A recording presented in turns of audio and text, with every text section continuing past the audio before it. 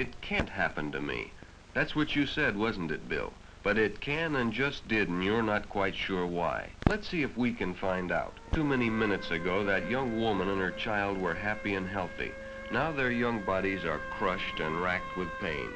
Maybe they'll live and maybe they'll die. But one thing's sure, the next few minutes, hours, or maybe days, their lives will hang in the balance. And you'll have to live out those minutes, hours, and days knowing you were responsible. The police will measure out the skid marks, determine where you applied the brakes, give you a sobriety test, and it will all go into a report that will be reviewed in court. Maybe you'll be found guilty. Maybe you won't. But you'll never outlive the memory of waiting to find out if the mother and daughter will live or die.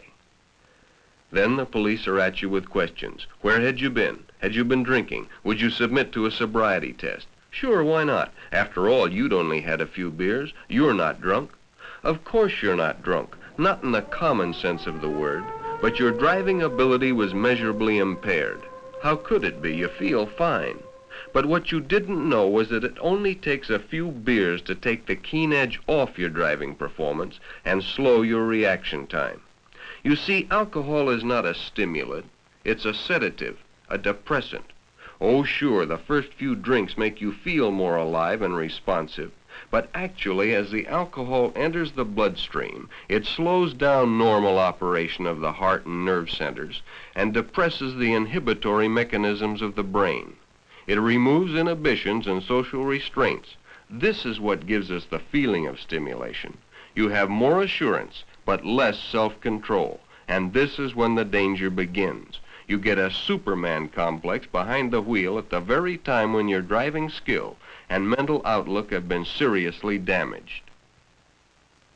When ethyl alcohol, which is the foundation of all liquor, enters the circulatory system through the stomach, it's oxidized by the liver and turned into heat energy in the form of calories. Unfortunately, the liver can only process about 3/8 of an ounce of alcohol per hour. That's about the amount in 3/4 of a shot glass of whiskey or a short beer. When more alcohol is taken, the liver is unable to process it, and it passes into the bloodstream and is carried to all parts of the body. As the percentage of alcohol begins to build up in the bloodstream, the first part of your nervous system to be affected is your judgment center, located in the frontal lobe of the brain. This is the area of the brain that determines right from wrong. The alcohol works as an anesthetic, and we adopt a "I don't care" or "sure I can make it" attitude. We contemplate stupid things like passing on a curve or a hill. We become easily exasperated by the driver we feel isn't going fast enough, and we take chances we wouldn't ordinarily take to pass him. True enough, we're not drunk, at least not legally drunk.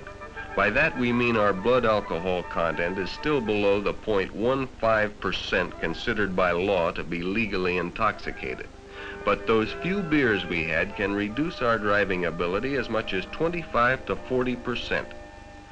A report by the American Medical Association clearly showed that 2 shots of 100 proof whiskey or 2 12-ounce bottles of beer can inject a dangerous amount of alcohol into our system if we're driving. And the worst part is that we probably aren't aware of it. Even an hour after having a couple of beers, our reaction time to light signals can be reduced as much as 6%. In another test, it was shown that after a 3-ounce drink, it took as much as 12 seconds for a person to regain his normal sight after being blinded by the lights of an oncoming car. At 60 miles an hour, that would be over 1,000 feet, or 1/5 of a mile of blind driving. Alcohol sometimes causes visual distortion, too. Things become blurred and indistinct. Another problem which often goes unnoticed by the driver but is no less dangerous is tunnel vision. Tunnel vision is a phenomena where your field of vision becomes increasingly narrow. That is, your periphery or side vision is decreased. This makes you vulnerable to cross traffic and is often the cause of sideswipe or intersection accidents. The National Safety Council says that 2 normal cocktails or 4 beers can reduce visual acuity as much as wearing dark glasses at night. Now, only a fool would drive at night wearing dark glasses, but nobody thinks much about driving after 4 beers.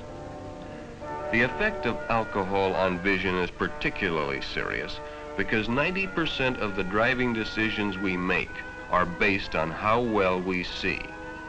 So if you must drive, don't drink. If you do drink and must drive, wait. Let the effects of the alcohol wear off. A good rule of thumb: wait 1 hour for each bottle of beer or each ounce of whiskey. The more alcohol you take, the longer you should wait until it is safe to drive. Because the danger of having an accident increases with the amount of alcohol in your system. For instance, under identical driving conditions, a person with 0.05% alcohol in his blood, that's about 2 drinks or a few beers, is twice as likely to have an accident as a person with no alcohol in his blood. With 0.10%, 3 to 6 drinks or a couple of quarts of beer, the chances are 3 times as great. And when the blood alcohol has reached 0.15%, which is the legal limit, the chances are 10 times as great.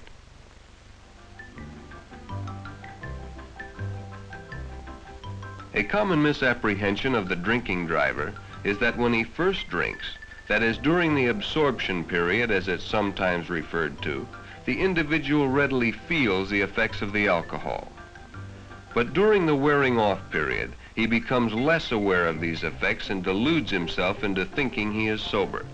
But he is falsely comparing his maximum feeling of intoxication with his beginning feeling of sobriety. He may be far from sober and is only making a dangerous comparison. We are all aware that alcohol and gasoline don't mix, but many of us think it can't happen to us. But it can and does in ever-increasing numbers each year. And it isn't until we have an accident that we seriously ask ourselves why we had that extra drink.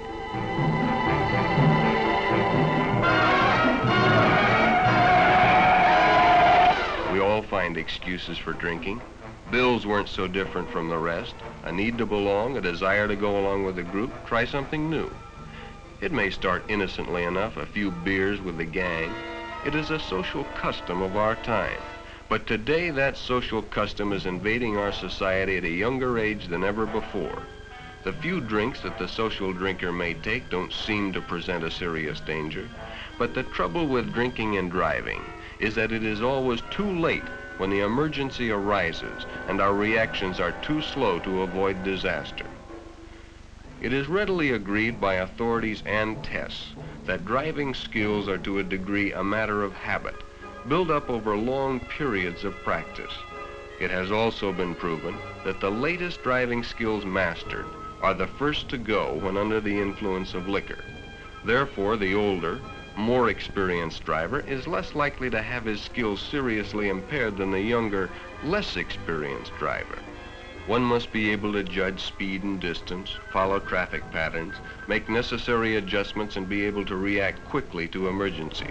After a few drinks, the good driver is no longer capable of doing this. He has become a poor driver and is a danger to himself and others. This happened to you, didn't it, Bill? Sure, you passed your sobriety test. It showed you had only 0.08% blood alcohol, about half the legal limit. They can't convict you on drunk driving, can they?